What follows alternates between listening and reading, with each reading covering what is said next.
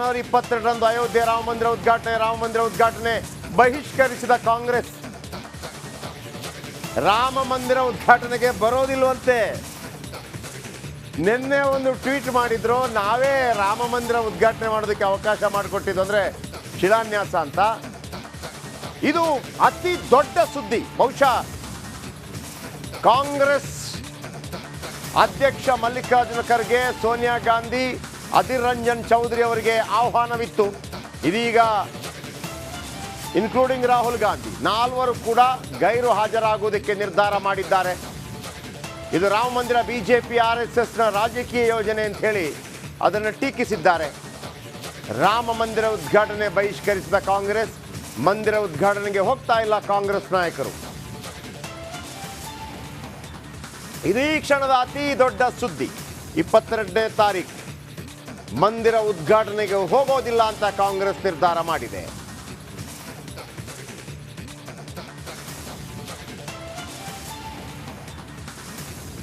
ರಾಹುಲ್ ಗಾಂಧಿ, ವಿಶೇಷವಾಗಿ ಸೋನಿಯಾ ಗಾಂಧಿ, ಮಲ್ಲಿಕಾರ್ಜುನ್ ಖರ್ಗೆ, ಅಧೀರ್ ರಂಜನ್ ಚೌಧರಿ, ರಾಹುಲ್ ಗಾಂಧಿ ಅವರಿಗೆ ಆಹ್ವಾನವನ್ನು ನೀಡಲಾಗಿತ್ತು. ಇದೀಗ ಈ ಆಹ್ವಾನವನ್ನು ತಿರಸ್ಕರಿಸಿದ್ದಾರೆ. ಹಿಂದೊಮ್ಮೆ ಸೋನಿಯಾ ಗಾಂಧಿ ಹೋಗುವಂಥ ಸಾಧ್ಯತೆ ಇತ್ತು ಅನ್ನುವಂಥ ಮಾಹಿತಿ ಇತ್ತು.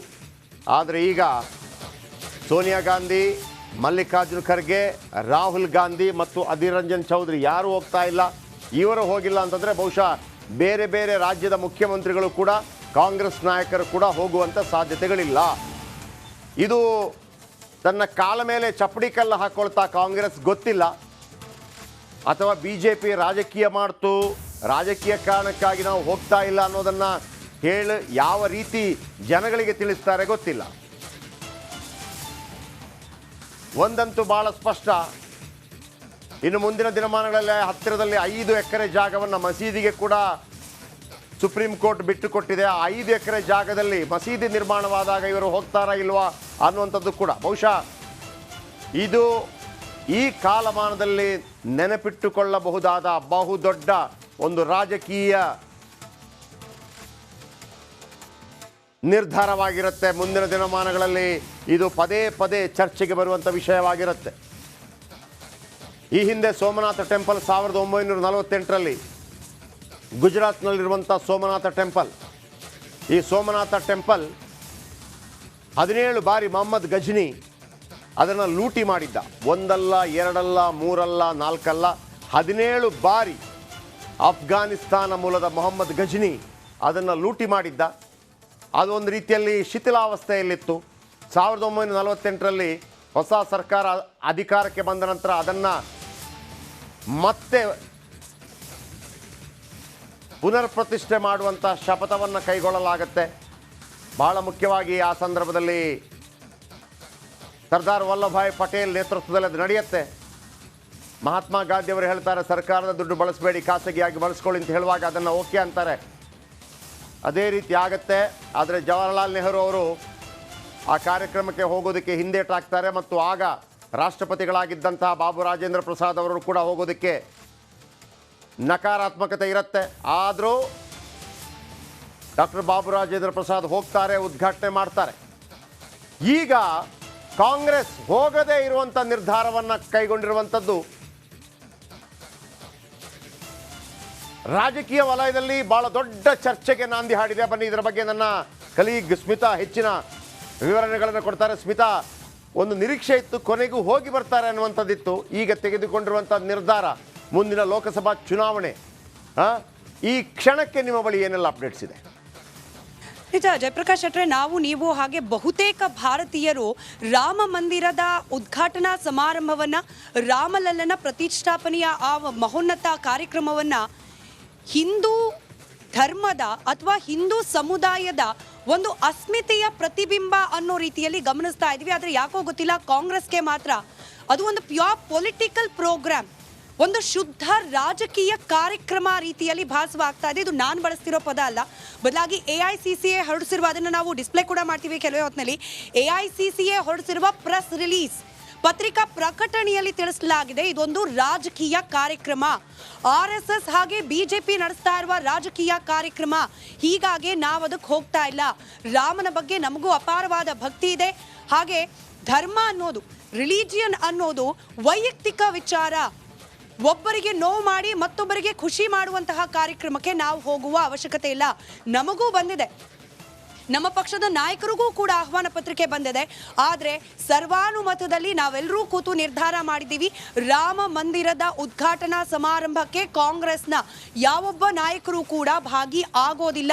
ಸೋನಿಯಾ ಗಾಂಧಿ ಆಗಿರಬಹುದು, ಮಲ್ಲಿಕಾರ್ಜುನ್ ಖರ್ಗೆ ಅವರಾಗಿರಬಹುದು, ಅವರಾದಿಯಾಗಿ ರಾಷ್ಟ್ರೀಯ ಮಟ್ಟದ ಕಾಂಗ್ರೆಸ್ ನಾಯಕರು ಯಾರೂ ಕೂಡ ಈ ಕಾರ್ಯಕ್ರಮದಲ್ಲಿ ಭಾಗಿಯಾಗೋದಿಲ್ಲ. ಅಯೋಧ್ಯೆಯಲ್ಲಿ ರಾಮ ಮಂದಿರ ಆಗಬೇಕು ಅನ್ನೋದು ದಶಕಗಳ ಶತಮಾನಗಳ ಹೋರಾಟ ನಿಜ, ಸಾಕಷ್ಟು ಮಂದಿಯ ಕನಸು ಅದು ನಿಜ. ಆದರೆ ಈ ಇಡೀ ಕನಸನ್ನ, ಈ ಇಡೀ ಅಯೋಧ್ಯೆಯ ರಾಮ ಮಂದಿರವನ್ನ ಪೊಲಿಟಿಕಲಿ ಹೈಜಾಕ್ ಮಾಡಿದೆ ಬಿಜೆಪಿ ಹಾಗೆ RSS. ಅದರಲ್ಲೂ ಚುನಾವಣೆ ಮುಂದೆ ಇರುವ ಸಂದರ್ಭದಲ್ಲೇನೆ ತರಾತುರಿಯಲ್ಲಿ ಇದನ್ನ ಕೂಡ ಬರೆದಿದ್ದಾರೆ. ಚುನಾವಣೆ ಮುಂದಿರುವ ಹೊತ್ತಿನಲ್ಲೇನೆ ಈ ಒಂದು ಮಂದಿರದ ಉದ್ಘಾಟನಾ ಕಾರ್ಯಕ್ರಮವನ್ನ ಇಟ್ಕೊಂಡಿರೋದು ಕೂಡ ಇದೊಂದು ರಾಜಕೀಯ ಕಾರ್ಯಕ್ರಮ ಅನ್ನೋದನ್ನ ಮತ್ತೆ ಸ್ಪಷ್ಟಪಡಿಸ್ತಾ ಇದೆ. ಇದೇ ಕಾರಣಕ್ಕೋಸ್ಕರ RSS ಬಿಜೆಪಿಯ ರಾಜಕೀಯ ಕಾರ್ಯಕ್ರಮದಿಂದ ದೂರ ಉಳಿಲಿಕ್ಕೆ ನಾವು ನಿರ್ಧಾರ ಮಾಡಿದ್ದೀವಿ ಅಂತ ಹೇಳಿ ಪತ್ರಿಕಾ ಪ್ರಕಟಣೆಯನ್ನ ಹೊರಡಿಸಲಾಗಿದೆ. ಜಯಪ್ರಕಾಶ್ ಶೆಟ್ಟಿ, ಅಲ್ಲಿಗೆ ಬಹಳ ದಿನಗಳಿಂದ ನಾವು ಕೂಡ ಮಹಾಭಾರತ ಡಿಬೇಟ್ನಲ್ಲಿ ನಾವು ನೀವು ನಿರಂಜನ್ ಎಲ್ಲರೂ ಪ್ರಶ್ನೆ ಮಾಡ್ತಾ ಇದ್ವಿ ಕಾಂಗ್ರೆಸ್ನವರಿಗೆ, ನೀವು ಹೋಗ್ತೀರಾ ಹೋಗೋದಿಲ್ವಾ, ರಾಮ ಮಂದಿರದ ಬಗ್ಗೆ ರಾಮನ ಬಗ್ಗೆ ಒಂದು ಕ್ಲಿಯರ್ ಆನ್ಸರ್ ಕೊಟ್ಬಿಡಿ, ಅಲ್ಲ ಉತ್ತರ ಕೊಡಿ ಅಂತ ಹೇಳಿ ಕಾಂಗ್ರೆಸ್ ಪಕ್ಷಕ್ಕೆ ಕೇಳ್ತಾ ಇದ್ವಿ. ಇವಾಗ ಕ್ಲಿಯರ್ ಉತ್ತರ ಲಭ್ಯವಾಗಿದೆ. ಕಾಂಗ್ರೆಸ್ನ ರಾಷ್ಟ್ರೀಯ ಮಟ್ಟದ ಯಾವ ನಾಯಕರೂ ಕೂಡ 22ನೇ ತಾರೀಕು ನಡೆಯುವಂತಹ ಪ್ರಾಣ ಪ್ರತಿಷ್ಠಾಪನೆ ಕಾರ್ಯಕ್ರಮದಲ್ಲಿ ಭಾಗಿಯಾಗ್ತಿಲ್ಲ. ಬಹುತೇಕ ಇದನ್ನೇ ರಾಜ್ಯ ಮಟ್ಟದ ನಾಯಕರು ಕೂಡ ಅನುಸರಿಸುವ ಸಾಧ್ಯತೆ. ಈಗ ಆಲ್ರೆಡಿ ನಾವು ನೀವು ಗಮನಿಸಿದ್ವಿ, ಮುಖ್ಯಮಂತ್ರಿಗಳಿಗೆ ಆಹ್ವಾನ ಇಲ್ಲ. DK ಶಿವಕುಮಾರ್ ಅವರು ಆಹ್ವಾನ ಕೊಟ್ಟ ವಿಚಾರಕ್ಕೆ, ಕೊಡದೇ ಇರೋ ವಿಚಾರಕ್ಕೆ, ಮಂತ್ರಾಕ್ಷತೆ ವಿಚಾರಕ್ಕೆಯೂ ಕೂಡ ತಮ್ಮ ನಿಲುವನ್ನು ಸ್ಪಷ್ಟಪಡಿಸಿದ್ದಾರೆ. ಹಾಗೆ ಆಂಜನೇಯ ಅವರು ಮಿನಿಸ್ಟರ್ ಅವರು ಕೂಡ ಹೇಳಿದ್ದಾರೆ, ನಮಗೆ ಇಲ್ಲೇ ರಾಮ ಮಂದಿರ ಇದೆ, ನಮ್ಮ ಮನೇಲೇ ರಾಮನಿದ್ದಾನೆ, ನಾವು ಇಲ್ಲೇ ಪೂಜೆ ಮಾಡ್ತೀವಿ, ಅಲ್ಲಿರೋದು ಬಿಜೆಪಿಯ ರಾಮ ಅಂತ ಹೇಳಿ. ಹೀಗಾಗಿ ಬಹುತೇಕ ರಾಜ್ಯ ಮಟ್ಟದ ಕಾಂಗ್ರೆಸ್ನ ನಾಯಕರು ಕೂಡ ಆಹ್ವಾನ ಇದ್ರೂ ಇಲ್ಲದವರು ಕೂಡ ಈ ಕಾರ್ಯಕ್ರಮದಿಂದ ದೂರ ಉಳಿಯೋ ಸಾಧ್ಯತೆ. ಯಾಕಂದ್ರೆ ಹೈಕಮಾಂಡ್ ನಿರ್ಧಾರ ಮಾಡಿದೆ, ನಾವು ಯಾರು ಕೂಡ ಭಾಗಿ ಆಗ್ತಾ ಇಲ್ಲ ಅಂತ ಹೇಳಿ. ಮತ್ತೊಮ್ಮೆ ಹೇಳ್ತಿದ್ದೀನಿ, ಕಾಂಗ್ರೆಸ್ನ ನಿಲುವು ಸ್ಪಷ್ಟ, ಇದೊಂದು RSS ಹಾಗೆ ಬಿಜೆಪಿಯ ರಾಜಕೀಯ ಕಾರ್ಯಕ್ರಮ, ಈ ಕಾರ್ಯಕ್ರಮಕ್ಕೆ ನಾವು ಹೋಗೋದಿಲ್ಲ ಅನ್ನೋದು. Back to you Jayaprakash Shetty. Thank you ನಿಮ್ಮೆಲ್ಲ ಮಾಹಿತಿಗಾಗಿ. ಇದು ರಾಜ್ಯ ರಾಷ್ಟ್ರ ಒಟ್ಟಾರೆಯಾಗಿ ಅತಿ ದೊಡ್ಡ ಸುದ್ದಿ. ಇದು ರಾಜಕೀಯವಾಗಿ ಯಾವ ರೀತಿ ಪರಿಣಾಮ ಬೀರುತ್ತೆ ಅದರ ಲೆಕ್ಕಾಚಾರಗಳು ಈಗ ಹೇಳಕ್ಕೆ ಬರಲ್ಲ. ಯಾಕಂದರೆ ನಾನು ಮೊನ್ನೆಯಿಂದ ಒಂದು ಮಾಹಿತಿ ನಿಮ್ಗೆ ಕೊಡ್ತಾ ಇದ್ದೆ.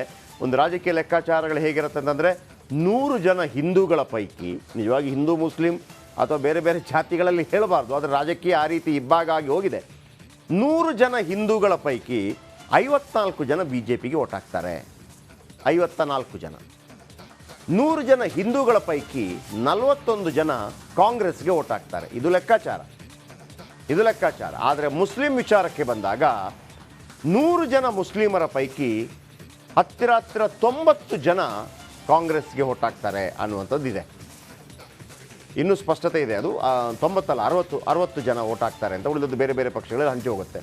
ಇದು ವೋಟ್ ರಾಜಕೀಯನ, ವೋಟ್ ಬ್ಯಾಂಕ್ಗಾಗಿ ಕಾಂಗ್ರೆಸ್ ಈ ನಿರ್ಧಾರ ಕೈಗೊಳ್ತಾ, ಅಥವಾ ಇದು BJP ಮತ್ತು RSSನ ರಾಜಕೀಯ ಯೋಜನೆ ಅನ್ನೋದನ್ನು ಜನರಿಗೆ ಹೆಂಗೆ ತಿಳಿಸ್ತೀರಿ, ಅದನ್ನು ತಿಳಿಸ್ಬೇಕಲ್ವಾ. ಆಮೇಲೆ BJP ಆಲ್ರೆಡಿ ತನ್ನ ಮ್ಯಾನಿಫೆಸ್ಟೋದಲ್ಲೇ ಹೇಳಿರುವಂಥದ್ದು, ಪ್ರಣಾಳಿಕೆಯಲ್ಲಿ ಹೇಗೆ ಕರ್ನಾಟಕದಲ್ಲಿ ಕಾಂಗ್ರೆಸ್ ನಾವು ಅಧಿಕಾರಕ್ಕೆ ಬಂದರೆ 5 ಗ್ಯಾರಂಟಿ ಕೊಡ್ತೀವಿ ಅಂತ ಹೇಳಿತ್ತೋ, ಅದೇ ಥರ ಅವರು ಆಲ್ರೆಡಿ ಹೇಳಿದ್ದಾರೆ, ನಾವು ರಾಮ ಮಂದಿರ ಕಟ್ತೇವೆ, ನಂಬರ್ 1. ಆರ್ಟಿಕಲ್ 370 ತೆಗೆದು ಹಾಕ್ತೇವೆ, ನಂಬರ್ 2. ಏಕರೂಪ ಕಾಯ್ದೆಯನ್ನು ತರ್ತೇವೆ, ನಂಬರ್ 3. ಇದೆಲ್ಲ ಅವರ ಮ್ಯಾನಿಫೆಸ್ಟೋದಲ್ಲೇ ಇದೆ.